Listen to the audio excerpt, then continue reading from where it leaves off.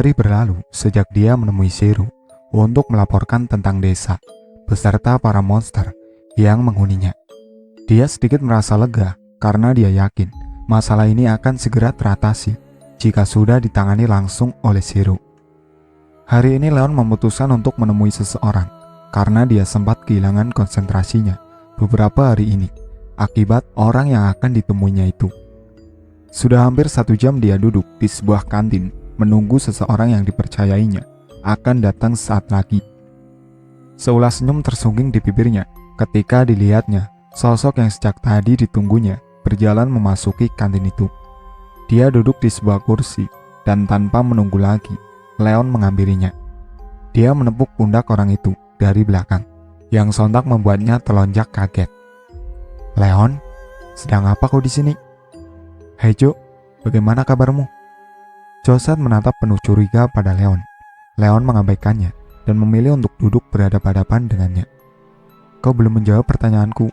Sedang apa kau di sini?" "Tentu saja untuk menemuimu. Memangnya untuk apa lagi menurutmu aku sampai repot-repot datang kemari?" Salah satu alis Joseph terangkat mendengarnya. "Dari mana kau tahu aku bekerja di perusahaan ini? Kau lupa siapa aku? Mudah saja bagiku untuk mencari tahu semuanya tentang dirimu. Jadi kenapa kau repot-repot datang kemari untuk menemuiku?" Leon terdiam dan sempat tertegun untuk sejenak. Dia merasa bingung harus memulai pembicaraannya dari mana. "Bagaimana jika ku katakan, aku merindukanmu?" Ucapnya akhirnya disertai sebuah seringaian di wajahnya. Joseph terenyak untuk sesaat. "Sangat lucu. Sejak kapan kau jadi senang membuat lelucon seperti ini?" Leon Axton, pria dingin yang di kepalanya hanya dipenuhi peperangan ini, sepertinya sudah banyak berubah. Joseph mengejek dengan sengaja mengangkat kedua bahunya, membuat Leon tersenyum tipis melihatnya. "Baiklah, tidak ada lelucon lagi. Aku akan mengatakan hal yang serius sekarang." Leon menjeda perkataannya, namun hanya beberapa detik saja hingga dia kembali melanjutkan perkataannya. "Aku sudah melakukan penyelidikan di desa yang diceritakan putrimu. Aku mempercayai cerita putrimu sepenuhnya sekarang. Aku sudah melihat dengan mata kepalaku sendiri monster-monster itu. Aku bahkan nyaris mati di tangan mereka." Joseph tersentak mendengarnya dan sontak dia menatap ke arah Leon, memperhatikan dengan seksama keadaan tubuh pria yang duduk di depannya itu. "Tapi kau terlihat baik-baik saja. Kenapa kau tidak senang melihatku baik-baik saja? Jangan-jangan saking bencinya kau padaku, kau mengharapkan aku mati di tangan mereka? Katakan apapun yang kau suka. Yang jelas aku tidak pernah berpikiran seperti itu." Joseph berucap dengan sinis, membuat Leon berpikir untuk berhenti menggodanya lagi. "Aku datang kemari untuk meminta maaf padamu. Aku tidak bisa menepati janjiku untuk membawa jasad putrimu. Aku sudah menemukan rawa yang diceritakan putrimu, tapi jasad putrimu sepertinya sudah dilap habis oleh rawa itu. Aku tidak bisa menemukannya. Maafkan aku," katanya sendu dan menunggu dengan gusar reaksi dari Joseph. Dia sempat berpikir Joseph pasti akan memarahinya, tapi reaksinya yang tenang cukup membuat Leon heran. "Begitu ya, aku tidak menyalahkanmu. Sebenarnya aku juga sempat memikirkan hal ini mungkin terjadi. Tidak apa-apa, kau tidak perlu meminta maaf. Aku bisa memakluminya. Lagi pula, aku sudah bisa merelakannya sekarang. Aku sadar putriku tidak mungkin bisa kembali padaku, tapi aku masih memiliki putri yang lainnya. Aku tidak boleh terpuruk terlalu lama.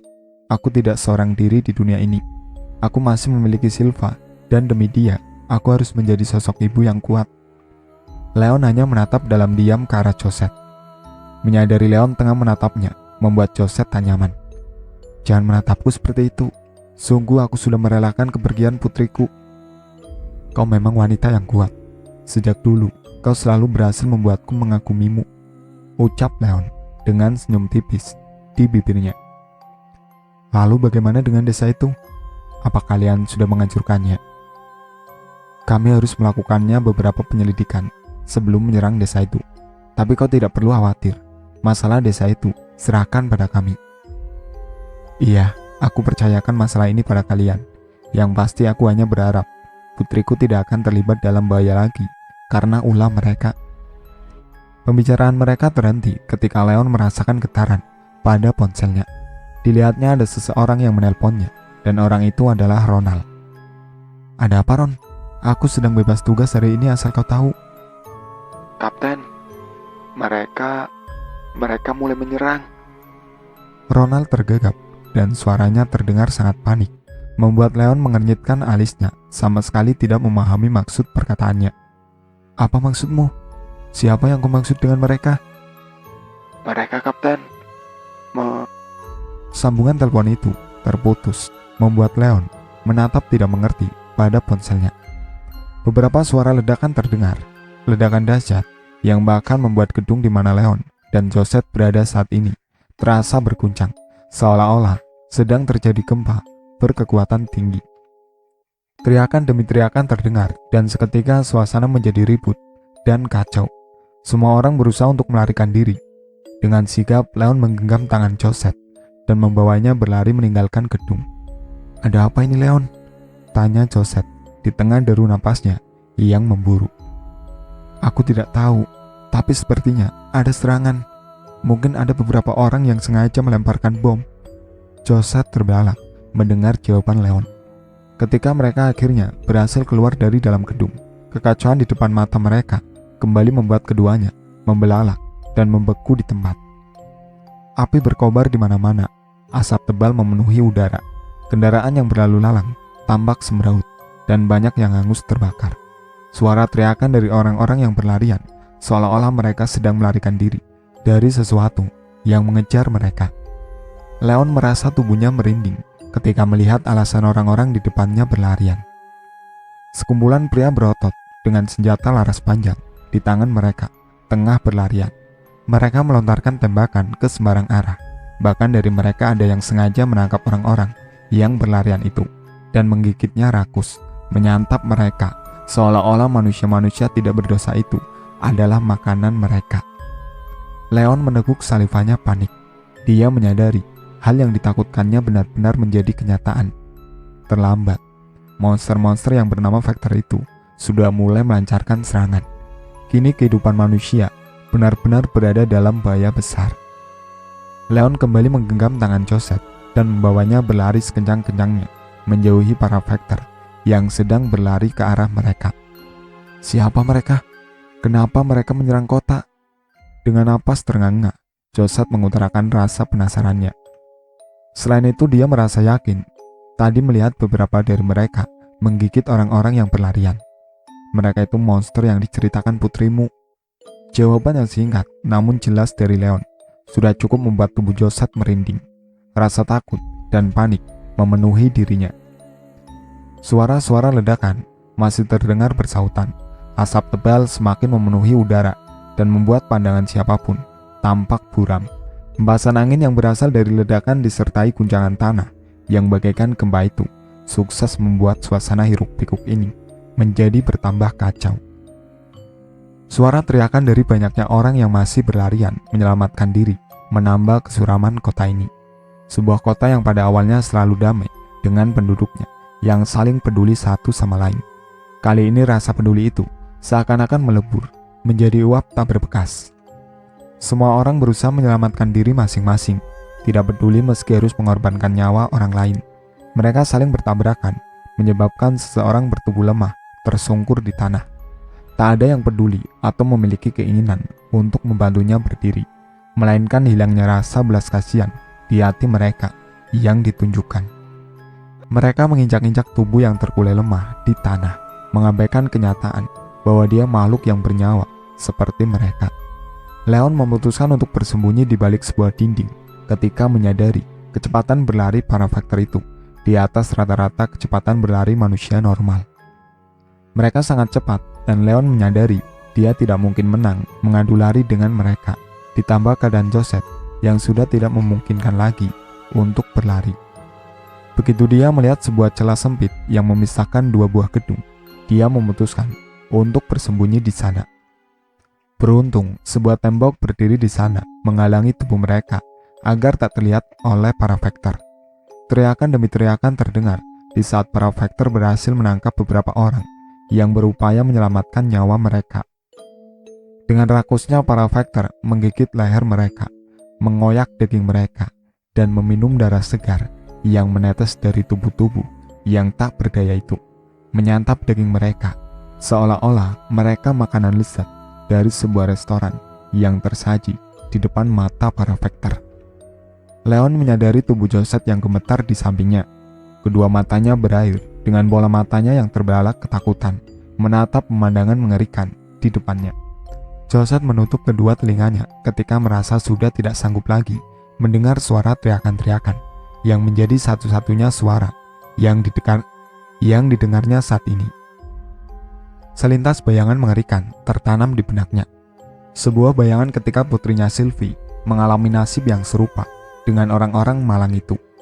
Nafasnya memburu, tubuhnya bergetar hebat, membayangkan penderitaan putrinya. Melihat kondisi Josette, sontak membuat Leon memeluknya tanpa permisi.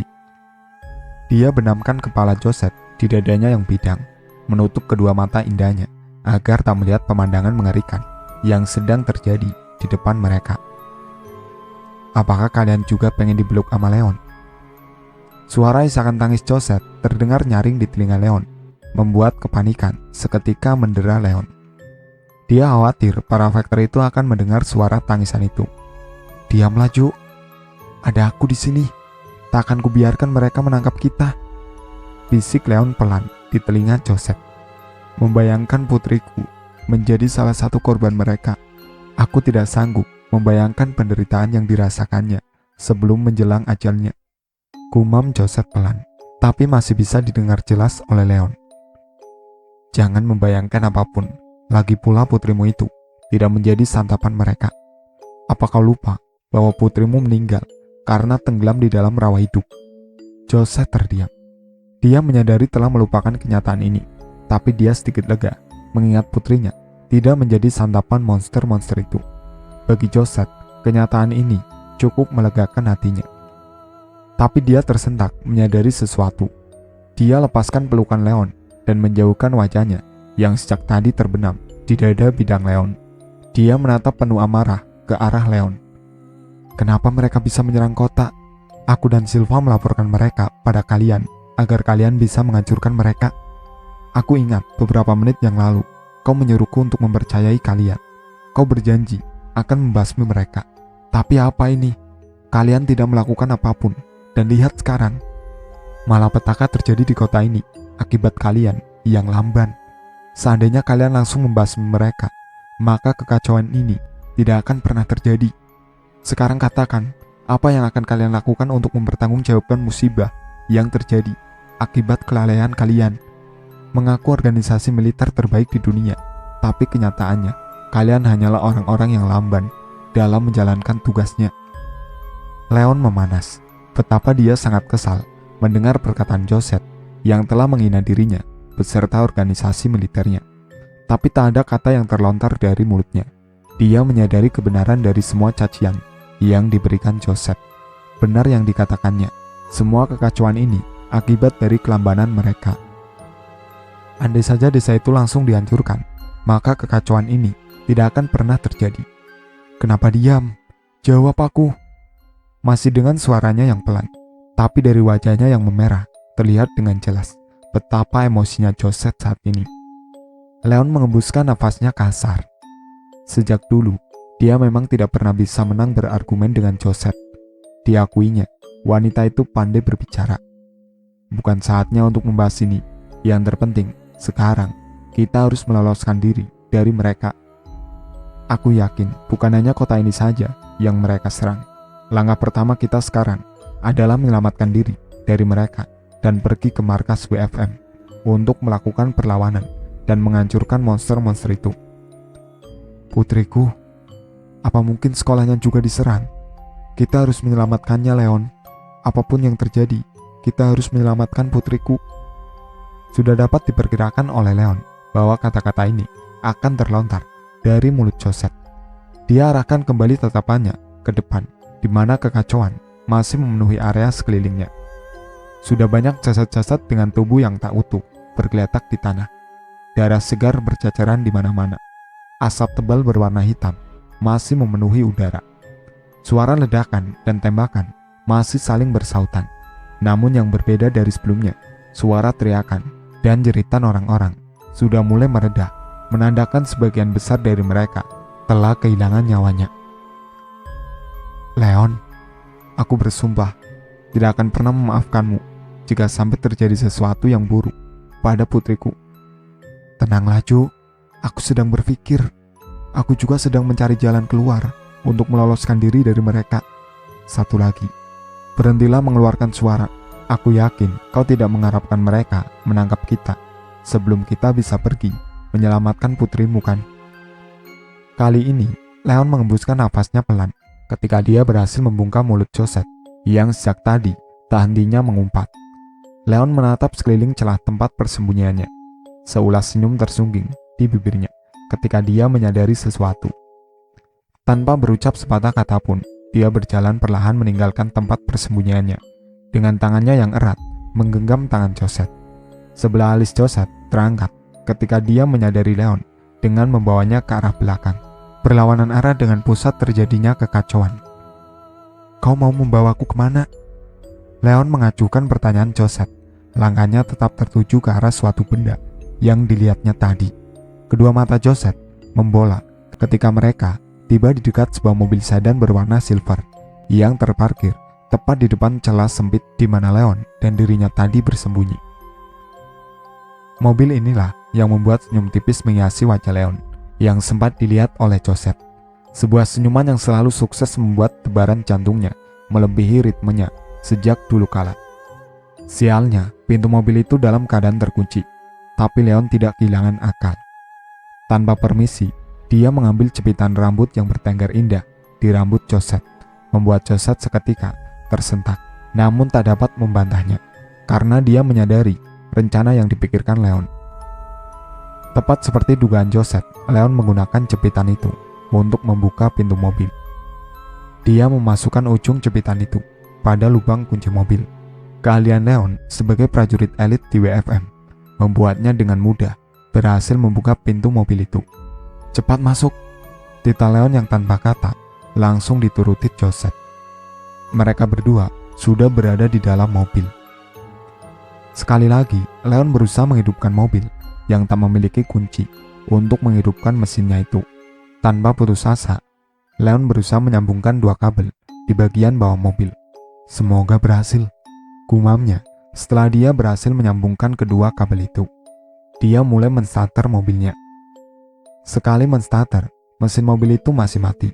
Dua kali menstarter, masih belum ada tanda-tanda mesin mobil menyala. Ayolah, hiduplah, gumamnya lagi. Tanpa Leon sadari, Josette sedang menatap ke arahnya dengan panik dan diam-diam memanjatkan doa yang sama dengan Leon di dalam hatinya, berharap mesin mobil itu akan cepat menyala. Kepanikan semakin menyelimuti diri Josette ketika dia melihat ke arah kaca spion dan dilihatnya beberapa Vector berlari ke arah mereka. Leon, cepatlah, mereka menuju kemari, katanya sambil mengguncang-guncang tangan Leon. Leon tak kalah paniknya mendengar itu, tapi dia tak menyerah. Dia tetap berusaha menstarter. Kemudian, tiba-tiba ada suara mesin mobil yang menyala terdengar indah di telinga Leon dan juga Josette. Mereka tersenyum bersamaan. Dengan secepat kilat, Leon menjalankan mobil itu. Para Vector menembaki mereka dengan bertubi-tubi. Leon mengabaikan beberapa orang yang berlarian di jalanan, berusaha menyelamatkan nyawa mereka. Dia tetap menjalankan mobilnya dengan kecepatan tinggi. Tak ada niatan untuk memberikan beberapa orang itu tumpangan.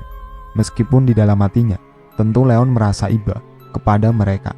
Terlebih ketika dilihatnya beberapa dari mereka mulai jatuh terkulai karena terkena tembakan dari para Vector yang tak hentinya melontarkan peluru dari senapan mereka. Josette bisa sedikit bernapas lega ketika disadarinya mobil mereka telah cukup jauh meninggalkan daerah yang kacau balau tadi.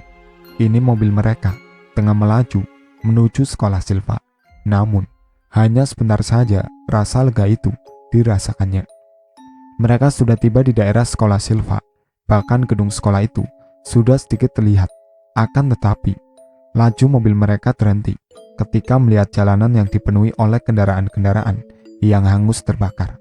Tempat ini jelas sama kacaunya dengan area tempat kerja Joseph yang ditinggalkannya beberapa saat yang lalu. Sial, jadi mereka juga sudah menyerang daerah ini. Leon menggerutu dengan tangannya memukul keras setir mobil. Apa yang harus kita lakukan? Padahal sedikit lagi kita sampai di sekolah putriku. Aku mohon Leon, kita harus menyelamatkannya. Tenanglah Jo, tentu kita akan menyelamatkannya. Kita akan tetap pergi ke sekolahannya, bagaimanapun caranya. Joseph mengangguk semangat. Tak ayal, hatinya terasa lega mendengar penuturan Leon. Menyadari mobil mereka sudah tidak bisa lewat karena terhalangi berbagai kendaraan yang diam di tempat, menghalangi jalanan. Leon dan Joseph memutuskan keluar dari mobil. Mereka melanjutkan perjalanan mereka menuju sekolah Silva dengan berjalan kaki. Namun, entah untuk yang keberapa kalinya, langkah kaki mereka terhenti. Meski dari jarak yang cukup jauh, mereka masih bisa melihat dengan jelas sekumpulan Vector yang berjalan ke arah mereka. Panik, tentu mereka sangat panik. Setelah beberapa saat yang lalu, dengan susah payah mereka berhasil meloloskan diri dari kejaran para Vector. Kini, sekali lagi, tepat di depan mata mereka, monster-monster itu berjalan dengan tenang menuju ke arah mereka. Sekarang bagaimana? Entah apa yang akan dilakukan oleh sepasang pria dan wanita yang sempat memiliki jalinan kasih itu di saat posisi mereka sudah sangat jauh dari mobil yang mereka tinggalkan tadi. Sebaliknya, sosok para Vector dengan senapan di tangan mereka sedang melangkah semakin mendekati kedua orang itu. Leon menatap sekeliling mencari benda atau tempat apapun yang bisa dijadikan tempat persembunyiannya. Akalnya terasa buntu, namun rasa cemas yang menghantui membuatnya memutuskan sebuah rencana gila. Dia melepaskan genggaman tangannya pada tangan Joseph dan melangkah menuju sederetan mobil yang diam di jalanan, ditinggalkan begitu saja oleh pemiliknya. Joseph tersentak, namun tanpa bersuara, dia mengikuti kemana Leon melangkah. Leon mencoba membuka satu demi satu bagasi mobil, berharap salah satu di antaranya ada yang dalam keadaan terbuka, agar bisa dijadikannya tempat bersembunyi. Melihatnya, Joseph menyadari rencana Leon. Dia bergegas membantunya, ikut mencari peruntungan dengan mencoba membuka bagasi beberapa mobil. Jo, panggilan dari sebuah suara yang sudah sangat dikenal Joseph mengalihkan atensinya. Sosok Leon berdiri tidak jauh di depannya dengan seulas senyum menghiasi wajahnya. Joseph mengetahui alasan dari munculnya senyuman itu ketika tangan Leon memegangi sebuah bagasi mobil yang terbuka. Dengan berlari, Joseph menghampiri Leon. Tanpa menunggu perintah Leon, dia beranjak masuk ke dalam bagasi mobil, diikuti Leon setelahnya. Kini mereka berdua berdesak-desakan di dalam sebuah bagasi yang sempit, tapi tidak ada pilihan lain untuk mereka selain bersembunyi dalam tempat yang pengap itu. Suara langkah kaki cukup banyak orang terdengar jelas baik di telinga Joseph maupun di telinga Leon.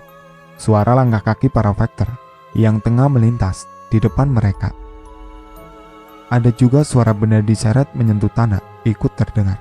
Entah berasal dari benda apa suara itu. Yang pasti satu hal yang diketahui Joseph dan Leon. Suara itu berasal dari benda yang diseret dengan paksa oleh para Vector. Mungkin senjata mereka, atau bisa jadi jasad manusia yang telah mereka bunuh. Entahlah, baik Leon maupun Joseph tidak ingin melakukan hal bodoh seperti mengintip untuk melihat benda yang diseret itu. Periksa mobil-mobil itu, pastikan tidak ada manusia yang masih hidup di dalamnya. Tita salah seorang Vector kepada Vector lainnya. Seketika tubuh dua orang yang sedang bersembunyi di dalam bagasi tersengat listrik. Mereka sangat panik, terutama Joseph. Dirasakan oleh Leon tubuh Joseph yang gemetaran dengan hebat. Suara ribut terdengar tak lama setelah itu. Suara kaca mobil yang hancur berantakan. Terdengar pula suara benda dibanting dengan keras ke tanah. Isakan tangis Joseph nyaris berbaur dengan udara, membuat Leon dengan sigap membekap mulutnya, mencegah agar suara isakan itu tak terdengar keluar. Suara-suara ribut itu masih terdengar menandakan para Vector masih memeriksa kendaraan-kendaraan yang berderet tak beraturan di jalanan ini. Jantung Leon dan Joseph berdetak melebihi ritmenya.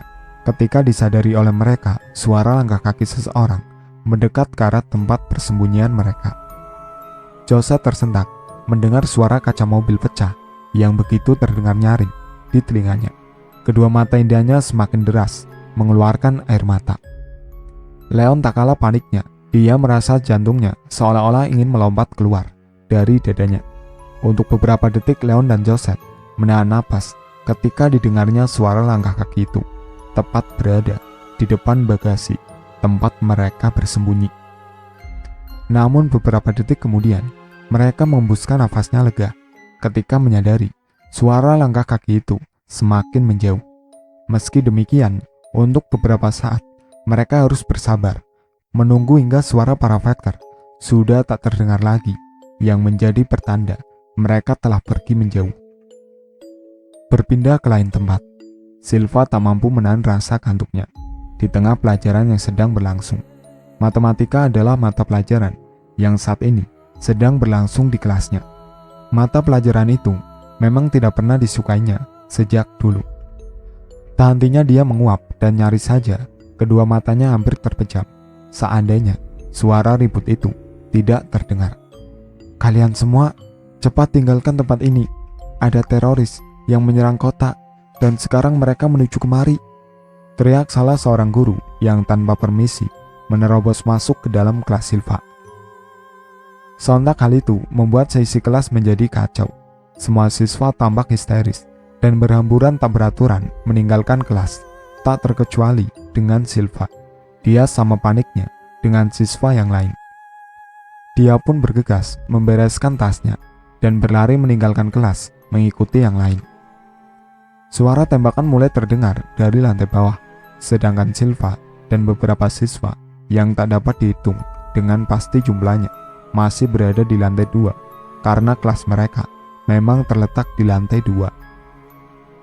Semua orang semakin histeris, terlebih ketika mereka melihat beberapa siswa dari lantai bawah naik ke lantai atas dengan wajah mereka yang begitu ketakutan.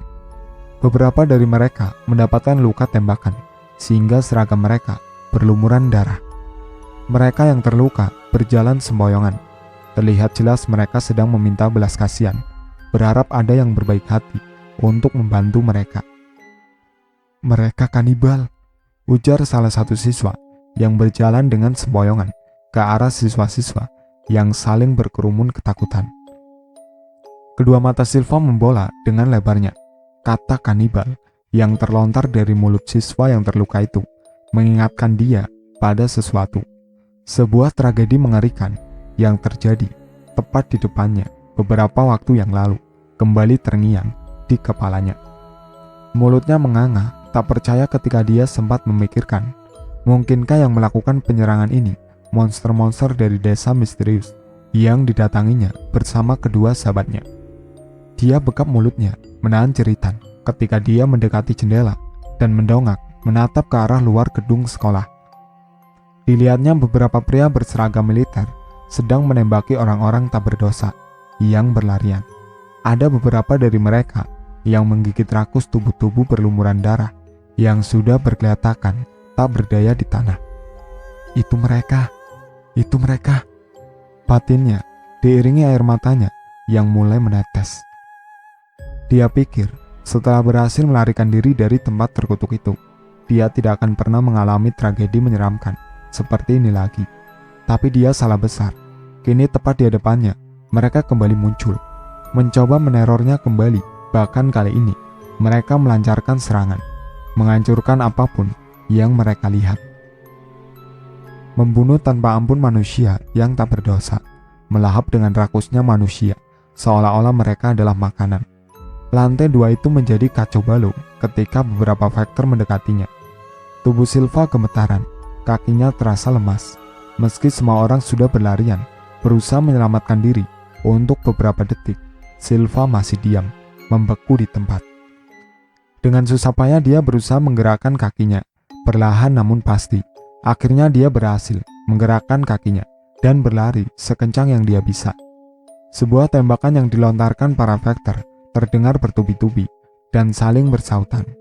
Tak terhitung banyaknya siswa yang tumbang karena peluru bersarang di tubuh mereka.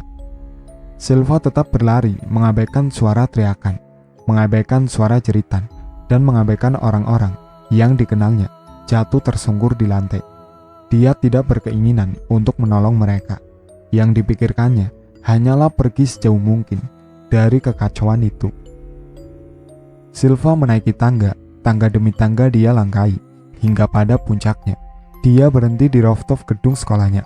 Dia menyandarkan tubuhnya pada sebuah tembok. Tepat di ujung kanan rooftop, terdapat sebuah celah yang dihalangi tembok. Dulu, ketika Mark dan Paul masih ada, sering sekali mereka bertiga menghabiskan waktu bersamanya di sana.